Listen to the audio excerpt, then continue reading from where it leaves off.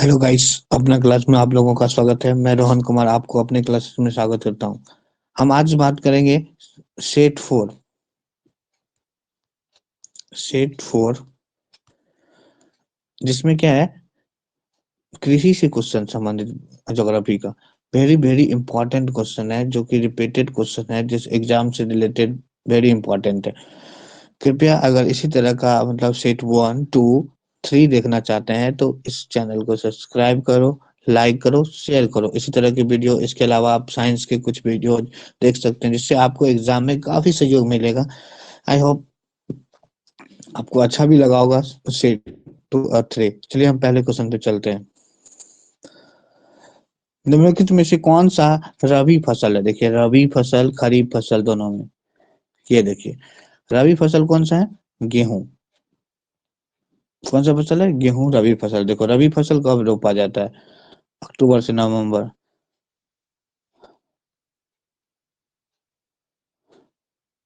अक- अक्टूबर से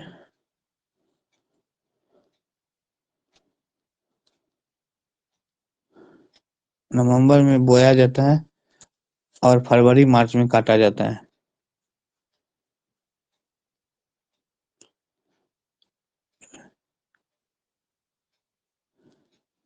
फरवरी में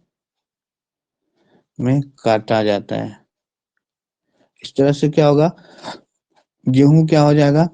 रबी फसल हो जाएगा। चलिए हम अगले क्वेश्चन पे चलते हैं। क्वेश्चन नंबर 2 क्या कहते हैं? निम्नलिखित में से कौन सा व्यावसायिक फसल नहीं है, मतलब व्यवसाय से संबंधित फसल नहीं है जिससे इनकम आता? देखिए, तो आप देखते हैं व्यवसाय से संबंधित नहीं है, तो व्यवसाय से संबंधित नहीं है ये गेहूं। गेहूं कौन सा फसल है? रबी फसल है। क्या है? रबी फसल। हमने देखा था क्या है रबी फसल। ये गन्ना क्या है? व्यावसायिक फसल है। जूट क्या है? व्यावसायिक फसल है। तंबाकू क्या है? व्यावसायिक फसल है।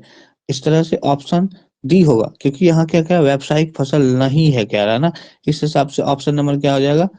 क्या हो जाएगा? D is the correct answer. चलिए हम अगले क्वेश्चन पे चलते हैं। Question number 3। अच्छा, यहाँ हम डिस्कस कर लेते हैं थोड़ा सा रबी फसल और खरीफ फसल।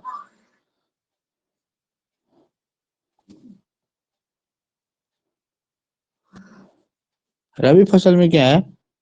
अक्टूबर टू नवंबर लगाते हैं और फरवरी टू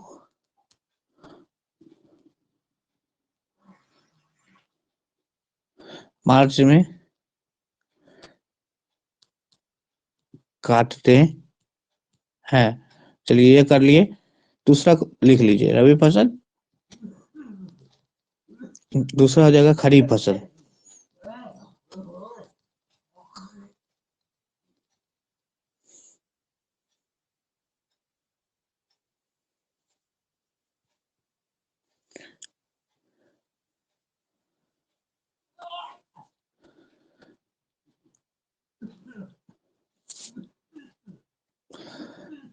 रबी फसल को खरीफ फसल को कब करते हैं? जून जुलाई में। जून जुलाई में लगाते हैं,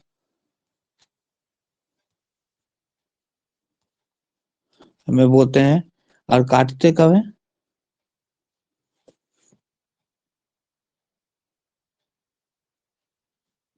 अगस्त सितंबर अक्टूबर में।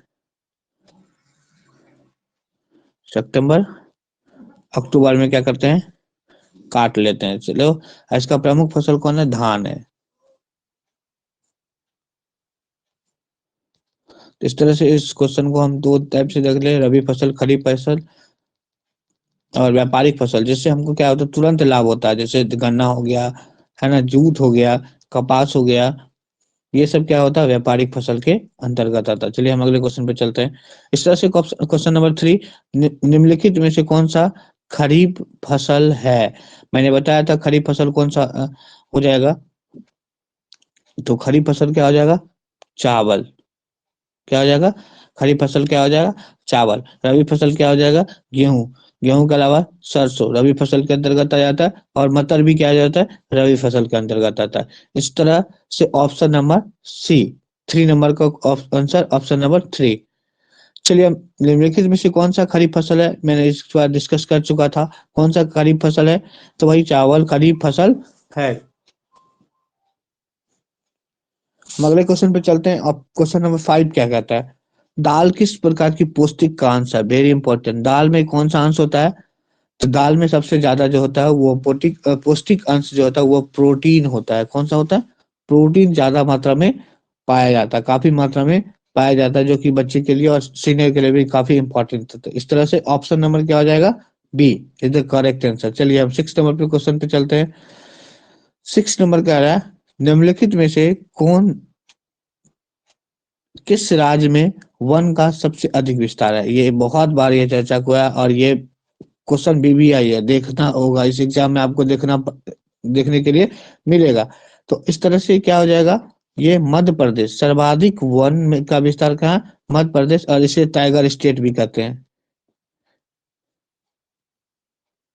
टाइगर स्टेट भी कहते हैं।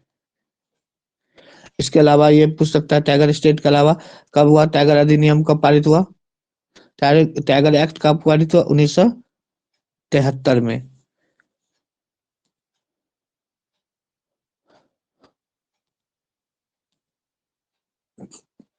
टाइगर अधिनियम, सॉरी, टाइगर अधिनियम ने वन संरक्षण अधिनियम का हुआ 1972, वन जीव संरक्षण अधिनियम 1972।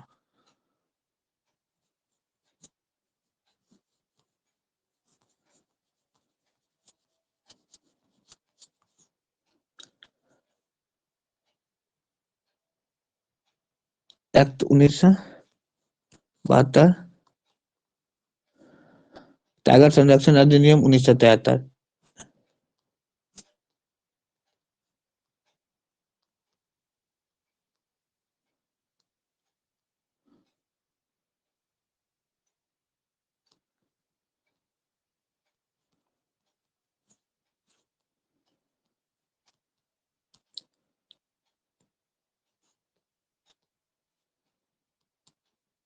चलिए हम अगले क्वेश्चन पे चलते हैं। क्वेश्चन नंबर 7 क्या रहा है, महाराष्ट्र किस फसल की खेती के लिए प्रसिद्ध है। महाराष्ट्र में कौन सा ऐसा फसल होता है जो काफी मात्रा में होता है, काफी ज्यादा इंपॉर्टेंट है। तो महाराष्ट्र में सबसे ज्यादा होता है वह कपास। कौन सा होगा, कपास। और इसके अलावा गुजरात में भी होता है, और इसलिए यहाँ सबसे ज्यादा क्या होता है, महाराष्ट्र में क्या होता है, सूती कपड़ा का उत्पादन होता है,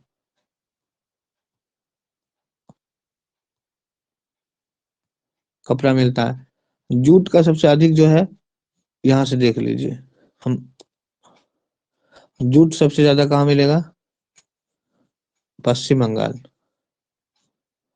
बंगाल।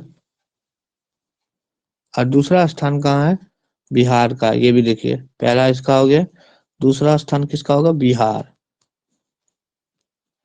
बिहार में किस राज्य में सबसे ज्यादा होता है, तो पूर्णिया।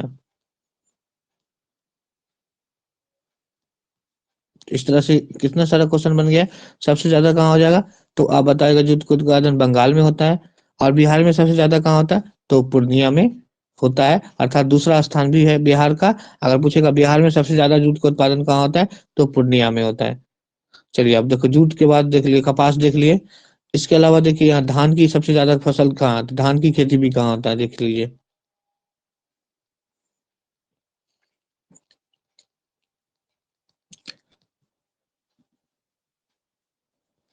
धान सर्वाधिक मात्रा में क्या कहाँ होता है, सर्वाधिक कहाँ आता है, धान जो सर्वाधिक होगा वह बंगाल में होता है, पश्चिम बंगाल में होता है,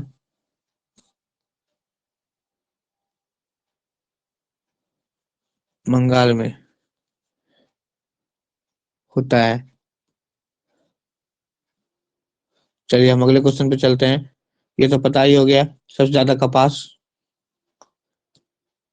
अगले क्वेश्चन पे आते हैं, अरेबिका और रोबस्ता, बहुत इंपॉर्टेंट है। अरेबिका और रोबस्ता क्या है, तो यह कहवा का एक किस्म है, एक प्रकार है, किसका, अरेबिका और रोबस्ता किसका प्रकार है, कहवा का एक प्रकार है। गन्ना का सबसे बड़ा उत्पादक राज्य हमने बताया था गन्ना का सबसे बड़ा उत्पादक राज्य महाराष्ट्र, लिख लो, वेरी इंपॉर्टेंट क्वेश्चन, महाराष्ट्र। तंबाकू सबसे बड़ा उत्पादक राज्य आंध्र प्रदेश।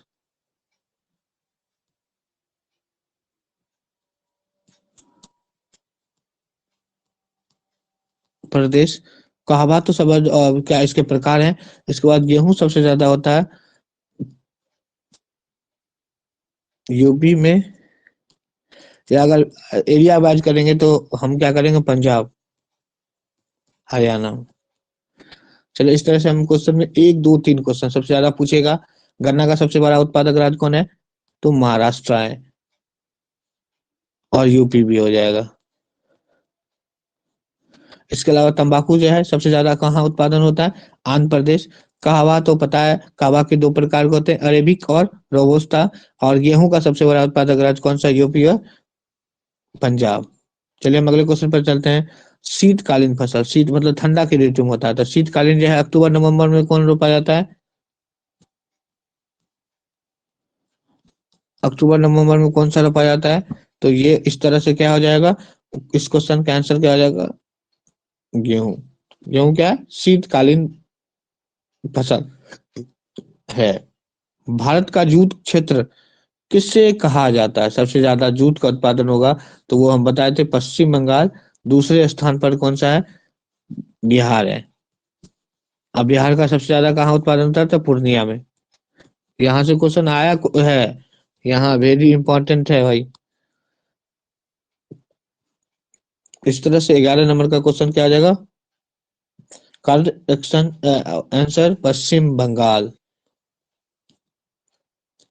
12 नंबर क्वेश्चन कर रहा है, उत्तर प्रदेश और बिहार में रागी को किस नाम से जाना जाता है, रागी को और किस नाम से जाना जाता है, तो रागी को किस नाम से जाना जाता है, तो महु मधुआ, मरुआ, या मरुआ कहते हैं, किस नाम से जाना जाता है, मरुआ के नाम से जाना जाता है। Is the option number C is the correct answer. चलिए हम 13 नंबर के क्वेश्चन पे चलते हैं। कपास की खेती के लिए कितनी दिन पालारहित होनी चाहिए, मतलब कितना दिन चाहिए कपास की खेती के लिए, very important question. Is the correct answer is 210। कितना दिन चाहिए, 210 दिन चाहिए।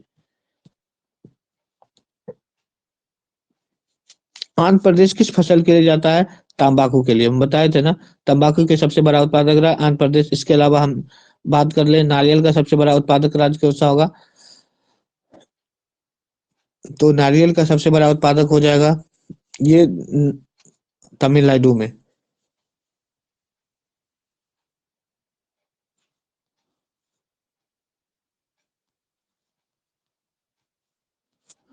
तमिलनाडु में।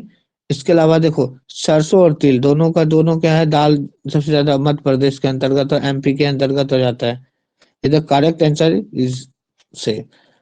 पौधे के अंकुरन करने के लिए कम से कम कितनी ताप होनी चाहिए, तो पौधे के अंकुरन के लिए मिनिमम जो होता है वह ताप कितने होना चाहिए, 15 डिग्री होना चाहिए। Is the correct answer. हमने क्या किया, 15 क्वेश्चन किया, 15 क्वेश्चन से कुछ रिलेटेड क्वेश्चन किया जो कि वेरी इंपॉर्टेंट है। अगर उनको हम बार बार देखते हैं तो आपकी जो है ये जो इंपॉर्टेंट क्वेश्चन है वो मिस नहीं होगा, और आपसे कृषि से संबंधित क्वेश्चन जो 2 पूछा जाएगा वो क्वेश्चन आप बना पाएंगे, क्योंकि एग्जाम का बहुत कम दिन है और वेरी इंपॉर्टेंट क्वेश्चन है, और आपके एग्जाम के लिए वेरी इंपॉर्टेंट है। प्लीज अगर इस तरह के 5 सेट, 5वां सेट भी देखना चाहते हैं तो लाइक कर दो, सब्सक्राइब कर दो और शेयर करो, अपने दोस्तों को बताओ कि भाई यहाँ फ्री में, मतलब इसके लिए कोई आपको चार्जेस नहीं लगता है ना। तो इस तरह से आप इस चैनल को सब्सक्राइब करोगे तो हम मेरा क्या होगा, सहयोग मिलेगा, और आपको क्या करेंगे, इस तरह की समस्याओं को दूर करवाया जाएगा और आपको फ्री में एजुकेशन दी जाएगी। चलिए हम अगले क्वेश्चन, और इस तरह से देखिए ये हमारा अपना क्लासेस के नाम से है चैनल, जिसके लिए हमको क्या हुआ, जो है टीचमेंट की तरफ से हमें गिफ्ट भी दिया गया है, सर्टिफिकेट, जो 100 आवर पूरा करने के लिए। अगर इसको इस तरह इस वीडियो को देखना है तो हमारे लिंक में जाएं और आपको पता चल जाएगा कि 100 आवर पूरने के बाद हमें किस किस तरह के गिफ्ट मिला है। चलिए सी यू अगेन, बाय। फिर हम अगले वीडियो में आप लोगों से मिलते हैं।